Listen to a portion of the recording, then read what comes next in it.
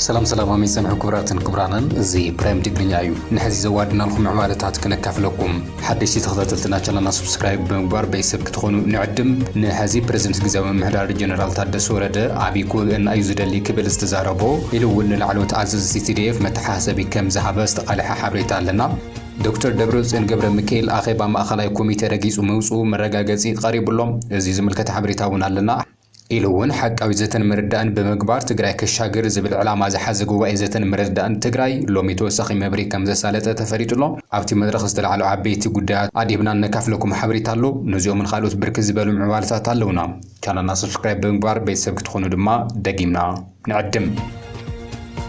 جنرال تادس ورده عبي كوغن ايزودلي كبل كم تزاربه تقليسوم بريزيدنت كزيوم محدار تقراي جنرال تادس ورده نعزز سراوي تقراي تازاز كم زورده دما تفريتم جنرال تادس ورده مثل علوت عزز CTDF ابز غبرو اخيبا ازرارب ملختي كم زهابز وص حبريتا ملختي زلم جنرال تادس ورده تحزي اب تقراي زولو سراوي اخول عقمي الله ويلو كم زيت امامن كم زغلص استقالح خوينو اتوم عزز سراوي دما ناب ميديا وزيوم زسمعو وزلو ناي فخرا مدرتات زواز اكايدا كم زيخونه سلازخونه دما بزتقال متن كاب ميديا كرحقو كم زلو ما أطنقوهم زبل حبريت أيزوز زلهم يهون مبر قدمي حمشت معالتات عزازي أرمع سيرت شوعات زغونة تقرلاي ورديا زول كاب منغستي ناب سراويت زلاخ زنبر بجت كم زغنسة بمجلس سراويت النات أمي كنبر أيخلن كبل جليس بارويز كريم نسو نزيز بلا نتي سراويت كاب تفنقلتي ناي مقبي حاجزات عبز تقبر الأواني نيرو فيدرال منغستي مسك زاو محدار تقراي عب قدا بجت في كم زقات مزقلس خوينم زيد ما بجت تقراي ناب مخت خازناي آتو كم زلو نتي وهاب زنبر بجت كم زقارصون مغلازو سعيبو يوم نزي سعيبو دما مس العلوت عز سراوي تግራይ اخيبا زكايد مخونس تنገረ جنرال تادس ورده بزعباتي اب تግራይ زلو سراوي TDF زلو قوام انتزارب اتي سراويت زتدراجو ايخونن كبل غليصلوم زبل حبريت ايتقال حزلهم نزي عملكيتو حبريت زكافل ستالين قبر سلاسي ليتنا جنرال تادس ورده عقمي سراوي تግራይ كم زيت امامنلو يغليصو زلهم اتي سراويت اخول سلطنا زرخبا ايخونن زبله كم زبله سزاربه اتي فلفل حبريت ايخونن بر ابي غوغن ايزودلي كبل مزرابو يو غاريس وستاين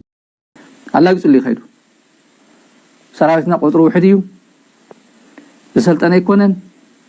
اورغانايزد يكونن فخرات رحنا نبزح ريرايو ريراي ايو خفتي على رايو اورغانايزد يكونن سينا فخرا إنا نبزح زالنا إلو جهيل بالومي خيلو افتدرش مالت انتاي مالتي يقول حلف دم ما يبل حلف يبل دم تأماني يزني يخبل تأماني يخبل افتدرش عامسي نمبر كوغ ان ايز دل ابي دم ما يبل كلتي تغراجاو مالتي كلتي تغراجا عامسي نمبر كوغ ان ايز دل ابي انتلكا زو كله تزارب كاي نغرات اي تزاربوني خا قدر وحدي يتولن يسلطن يكونن يتولن اورغانايزد يكونن دو رأيي دو زل قامقاتات فخرا خم توزح له فخرا انا زح زلنا زل قامقاتات اي متزاربك عند حرف عامسي ينبرك وان يزدل امنت انتليوكا وطيركا تقالس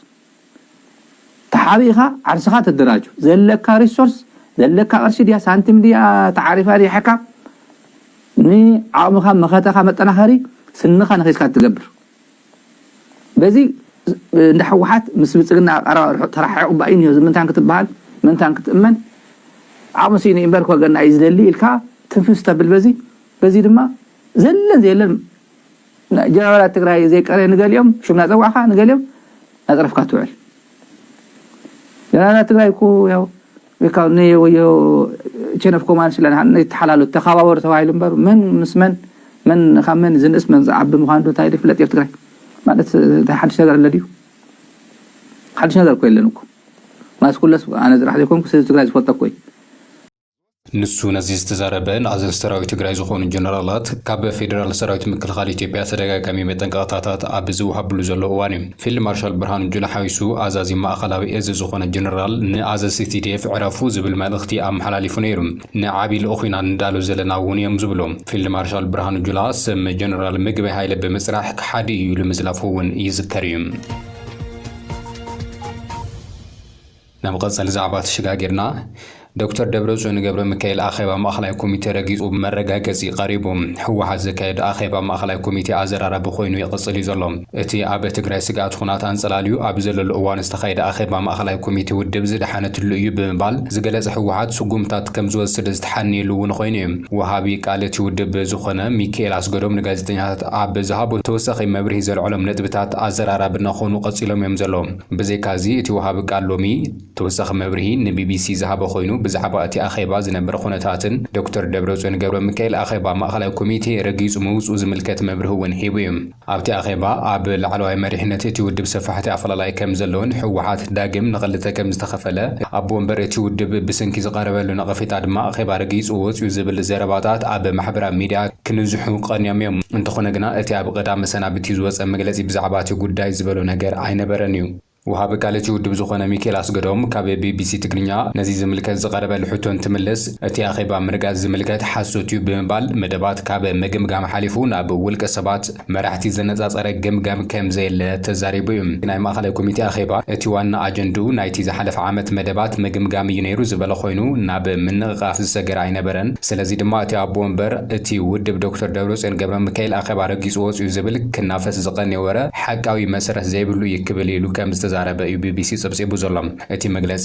እቲ ብሔራዊ ክሕደት ፈጺሙ ብምባል ዝኸሱ በኣቶ ጌታቸው ረዳ ዝምራሕ ወገን ኣብ ልዕሊ እቲ ውድብ ዘብጽሑ ዘሎ ጉድኣት ኣብ ምዕራይን ዓቕሚ መሪሕነት ኣብ ምጥርናፍን ከም ዘሎ እኳ እንተገለጸ ካብቶም ኣብቲ ውድብ ዝተፈላለዩ ላዕሎት መሪሕነት ጻውዒ ዝተገበረሉ ኾነ ናብ ውድብ ዝተመለሰ ኣባል መሪሕነት ከም ዘየለው እውን ወሲኹ ገሊጹ እዩ ዘተ ብሔራዊ ሓድነት ጉጅለ ብሔራዊ ክሕደት ዝበሎ ብከባቢያውነትን ብድሕረትን ሓድነት ህዝብና ንምሽርሻር ዝገበሮ ምንቅስቓስ ክብርትዕ ብምግባር ከም ተጋሩ ኣብ ብሔራዊ ረብሓና ክንዓስል ከም ዝገበረ ሓድነት ህዝብና ናብ ዝነበሮ ክምለስ ሰራት ዘንበረ ከም ዝኾነ ተገምጊሙ ይብል እቲ ወሃቢ ቃል እቲ ካብ ቦርድ መረፃን ካብ መንግስቲ ፌደራልን ሕጋዊ ሰውነት ኣፍልጦ ስኢኑ ዝርከብ ህወሓት ምስ መንግስቲ ኤርትራ ጽምዶ ብዝብል ኣጀንዳ ስጡም ርክባት ጀሚሩ ከም ዘሎ ጽብጻባት የመላኽት እዮም ምስቲ ኣብ ኩናት ትግራይ ገሰ ሰብኣዊ መሰላት ፈጺሙ ተባሂሉ ዝኽሰስ መንግስቲ ስለምንታይ ርክባት የካይድ ኣሎ ተባሂሉ ዝንቀፍ ዘሎ ኮይኑ እዚ ብዝምልከት ካብ ቢቢሲ ዝቐርበሉ ሕቶ ድማ ኣቶ ሚካኤል ነስዕ ምላሽ መሊሱ እዩ ብዛዕባ እዚ ብዙሕ ሕሜት ተነፊኡ ዝበለት ወሃቢ ቃል እንተኾነ ግና ብደረጃ ውድብ ኾነ ብመንግስቲ ደረጃ ምስ መንግስቲ ኤርትራ ዝተጀመረ ርክብ የለን ክብል ተዛሪቡ እዩ ህዝብን ህዝቢ ርክባት ግን ተጠናኺሩ ክቕጽል ህወሓት እውን ዝድግፎ እዩ ስለዚ ድማ ምስ ከም ዓፋር ኣምሓራን ካልእ ጉራብቲ ህዝብታትን ክቕጽል ዘለዎ እዩ ክብል ገሊጹ እዩ ምስ ኣስመራ ኣብ ውጥሪ ዝርከብ መንግስቲ ኢትዮጵያ ግን ነቲ ህዝቢ ምስ ህዝቢ ብዝብል ዝካየድ ርክባት ዘይፈልጦን ዘይሕጋውን ከም ዝኾነ እዩ ዝገልጽ ክልቲኦም ምስ ዕጡቓት ፋኖ ብምዃን መንግስቲ ፌደራል ንምውቃዕ ልፍንቲ ይፈጥሩ ከም ዘለው ድማ ኸሲሱ እዩ ምስ ሻዕቢ ዓሪኽኻ ንብልጽግና ንምውቃዕ ዝተገበረ ምንቅስቓስ የለን ካብ እዩ መጽኡ ንሕና ንብል ዘለና ውዕሊ ፕሪቶሪያ ሓቢርና ንተግብራ እሳያ ንኽልቴና ትጠቕመና እታ ብሕታዊት ተራኽበና ገመድ ውዕሊ ፕሪቶሪያ ከይትብጠቕ ንሕና ሓቢርና ንስራሕ ኢና ንብል ዘለና ዝበለ ኮይኑ እታ ጭላንጭል ብርሃን ክስዕ ዘላ ንሳ ንፈጽም ኢና ንብል ዘለና ክብል ከም ዝተዛረበ እዩ ቢቢሲ ጸብጺቡ ዘሎ ሕጋዊ ሰውነት ህወሓት ከይተመለሰ ኣብ ትግራይ መረፃ ዝበሃል ኣይካየድን ዝበለ ህወሓት ወሲኹ ብዘይሕጋዊ መንገዲ ንህወሓት ኣጊድኻ ብዘይሕጋዊ መንገዲ ኣብ ትግራይ መረፃ ንምክያድ ድሌት ኣሎ ስምረት ገለ ኢሎም ዘጣይሽዎ ዘለው ነዚ እዩ ዝበለ ንሱ ግን ከምኡ ክኸውን ኣይኽእልን ውድብ ህወሓት ዝተሰረዘትሉ ንባዕሉ ሕጋዊ መሰረት የብሉን ዝበለ ኮይኑ ማሕበረሰብ ዓለም ዝፈልጥ ንውድብ ህወሓት ስለ ዝኾነን ብድሌትኻ ቀይዲ በተኽ ዝኾነ ኣካይዳ ከም ዘይዕወት እዩ ገሊጹ ንህወሓት ዕላማ ዝግበረሉ ዘሎ ምክንያት ድማ ነቲ ኣብቲ ክልል ዝተወደበ ሓይሊ ኣጥፊእኻ ህዝቢ ንምጥቃዕ ዝዓለመ ከም ዝኾነ እዩ ኸሲሱ ዘሎ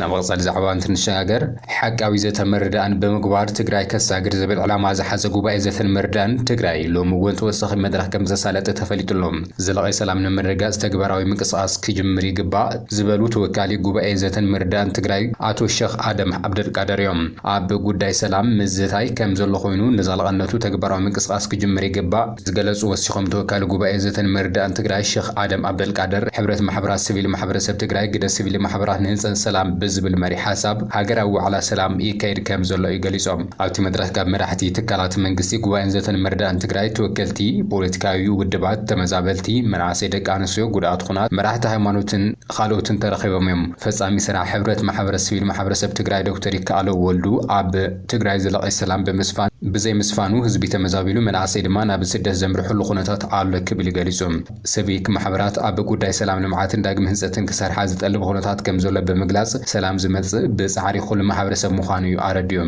ተወካሊ ዘተን ምርዳእን ትግራይ ሼኽ ኣደም ኣብደልቃደር ብግዱ ኣብ ጉዳይ ሰላም ምዝታይ ጥራሕ ዘይኮነስ ንዘላቐነቱ ተግባራዊ ምንቅስቓስ ክጅመር ይግባእ ክብልዮም ተዛሪቦም ብፍላይ ውድባት ትግራይ ዘለዎም ኣፈላላይ ንጎድኒ ገዲፎም ኣብ ጉዳይ ትግራይ ሓበራዊ ኣረኣእያ ክሕዙ ከም ዘለዎም ገሊጾም ኣብዚ ሃገር ዘሎ ስእነት ሰላም መፍትሒ ክረክብ ተኾይኑ ግደ ሲቪል ማሕበረሰባት ዝለዓለ ምዃኑ ድማ ፈጻሚ ስራሕ ትካላት ቤት ምኽሪ ሲቪል ማሕበረሰብ ትግራይ ኣይተ ሰሎሞን ብርሃነ ገሊጾም ብሲቪክ ማሕበራት ዝግበር ጻዕሪ ዝተበታተነ ብምዃኑ ግን ዘጊድ ውፅኢት ከም ዘየምጽእ ገሊጾም ብሕብረት ማሕበረሰብ ሲቪል ማሕበረሰብ ትግራይ ዝተጀመረ መድረኽ ዘተን ምክክርን ክጠናኸር ከም ዝግባእ እውን ተገሊጹ እዩ